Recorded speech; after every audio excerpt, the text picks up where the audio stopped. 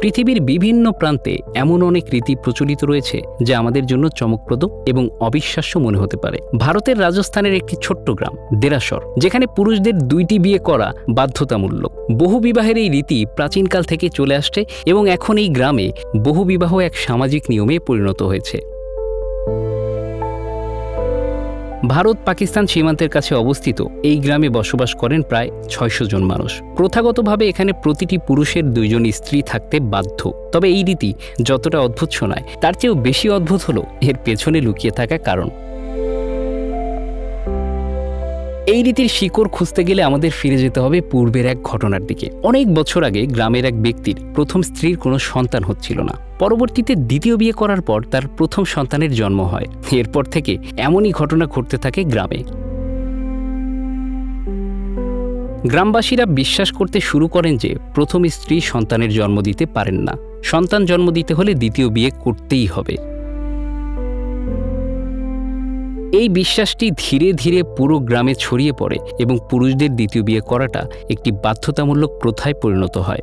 গ্রামবাসীদের এই রীতিতে অন্ধবিশ্বাস এমন জায়গায় পৌঁছায় যে যারা এই রীতি অনুসরণ করতে অস্বীকার করেন তাদেরকে গ্রাম থেকে বের করে দেওয়া হয়, পরিবার থেকেও বিচ্ছিন্ন করা হয়। তবে দেরাসর গ্রামে এই বহু বিবাহের পেছনে আরেকটি কারণও প্রচলিত রয়েছে। এই অঞ্চলে তীব্র জলের সংকট। প্রতিদিন পরিবারের মহিলাদের অন্তত 5 কিলোমিটার পথ পাড়ি দিয়ে জল সংগ্রহ করতে হয়। অন্তঃসত্ত্বা নারীদের পক্ষে এতটা পথ হাঁটা অসম্ভব হয়ে পড়ে। এই কারণেই পুরুষরা দ্বিতীয় বিয়ে করেন, যাতে তাদের সংসারের দায়িত্ব ভাগ করে নিতে পারে 2 জন স্ত্রী। প্রথম স্ত্রীকে বলা হয় জল স্ত্রী, যিনি সারা জীবনই জল সংগ্রহের কাজ করেন এবং শারীরিক সম্পর্ক বা সন্তান জন্ম দেওয়ার অধিকার থেকে বঞ্চিত হন। এর ফলে এই গ্রামের প্রথম স্ত্রীরা সমাজে অনেকটাই নিগৃহীত হন।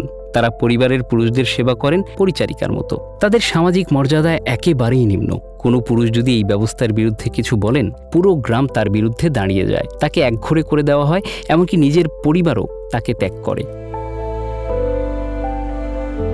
এই অমানবিক রীতি বছরের পর বছর ধরে চলে আসছে দেরাসর গ্রামে। প্রথম স্ত্রীর সঙ্গে কোনো শারীরিক সম্পর্ক না রেখেই তাকে জল স্ত্রী হিসেবে গণ্য করা হয় এবং যদি দ্বিতীয় স্ত্রীও সন্তানের জন্ম দিতে না পারেন তবে পুরুষদের আবার তৃতীয় বিয়ে করতে হয়। এভাবেই চলে আসছে প্রজন্মের পর প্রজন্ম।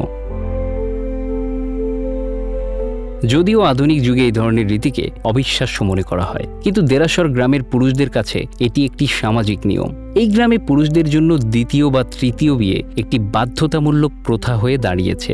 তবে এই রীতির ফলে নারীরা যে অবর্ণনীয় কষ্ট সহ্য করেন তা সমাজে গুরুত্বহীন থেকে গেছে।